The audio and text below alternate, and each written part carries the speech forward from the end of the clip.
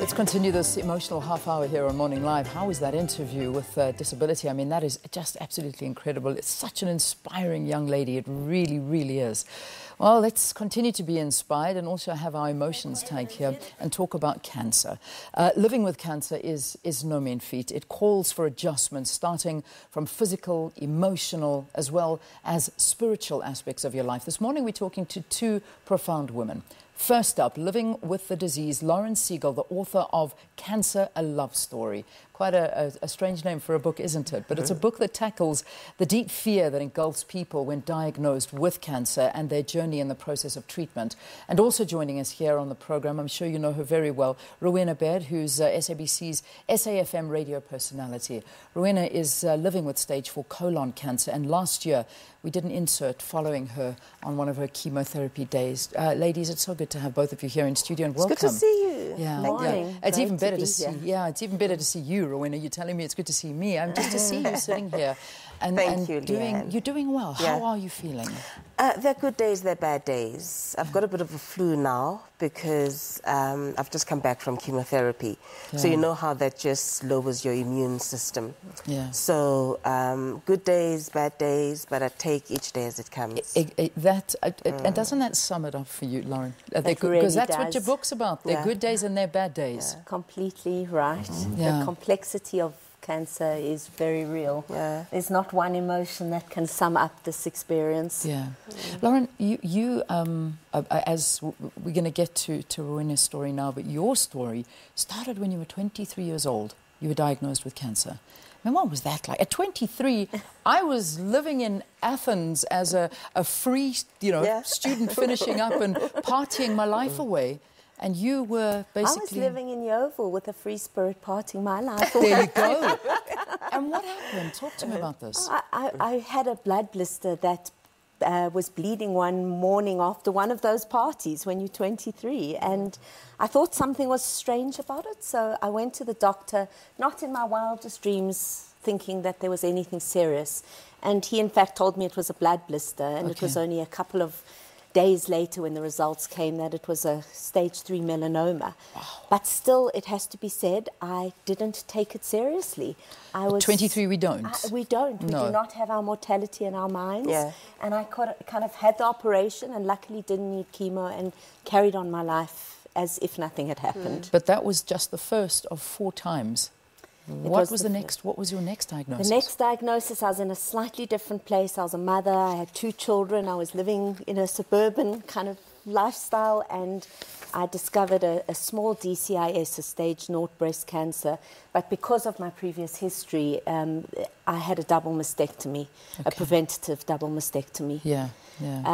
And we were talking before, to my shock, a couple of years later, in the tiny percentage of breast tissue left, I had a second breast cancer diagnosis. It came back. Oh, gosh. So it was quite a shock at that point. Yeah. Yeah. It's something that the reality is that you never really get rid of it, do you? I mean, you pray and hope that it can go, but it lingers. It's just lingering. I think I've learned that. I don't expect that. The cancer is not a disease where it's over in the classical sense of, with many other diseases that you can definitively say that I'm cured. Yeah. It's not that kind of disease. And I think your title of Living with Fear is the correct one. Somehow you learn to live with the uncertainty of life, which we all have. Yeah. But we cancer patients are just made more aware of it. Yeah. We are made to live with a different kind of fear. Rowena, what happened with you? I mean, how did you know? What were you feeling when you thought, okay, well, something's not right, let me go to the doctor? Leanne, I actually saw the signs 2 years before I was diagnosed. But because there was no pain and I react and respond to pain, I did nothing about it. Yeah. And 2 years later, it came and it bit me in the bum, What were the signs? What were you experiencing? I had stomachache, I was puking, I had diarrhea, I was, on and off, went to the doctor, they misdiagnosed it. Yeah. And after many tests, they then realized what it was, that it was stage 4 cancer. And I've been on treatment for a year now, since last year, August. And apparently I'll be on treatment for the rest of what's left of my life. Yeah. And how does that make you feel? To know that in order to get by, you have to do this treatment that really doesn't make you feel nice. Yeah. How in all honesty, does it make you feel? For a long time, Leanne, I questioned whether I should be doing chemo because I thought to myself, if I profess to be a Christian and I believe that when I was born, I was predestined to live this certain number of years, right? That God put me on this earth to be born now and to die here. Yeah. And why am I doing chemo? Is it to prolong this? And can it prolong it?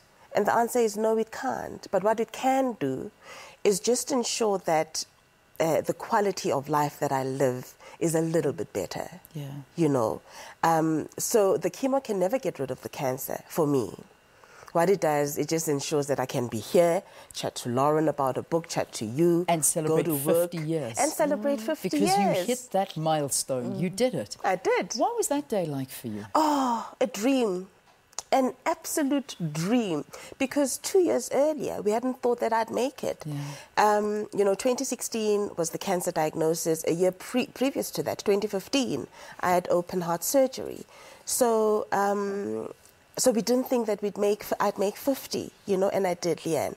It was beautiful, absolutely beautiful. Yeah. Lauren, I'm looking at the clock. The clock is my enemy. I hate that thing. I really do, especially when you're having a conversation like this. Lauren, you found that writing your story down was therapeutic for you. I mean, you're a writer. I mean, that's what you do. You're a writer. You're a museum curator. You're a historian. So you live in this world of literature. Did this help you? It absolutely did. It's a very different kind of writing to writing the history of the country and writing the history of a constitution, which I've been involved in.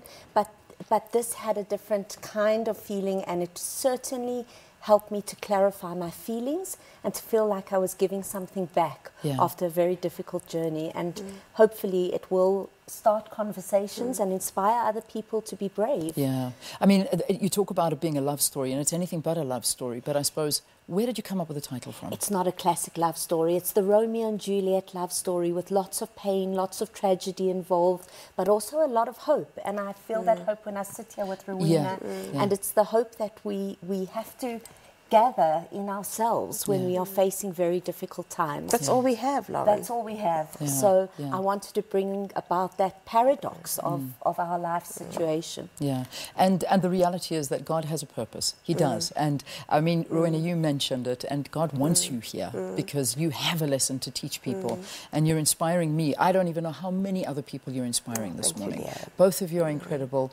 I wish you the best of luck and the strength and the love that you so deserve at this time. Thank you. Same to you. It's a pleasure. And thank you for your bravery. Thank you very, very much. Rowena Baird talking to us here about her battle with cancer, living with it, and stage 4 cancer is where she is at right now.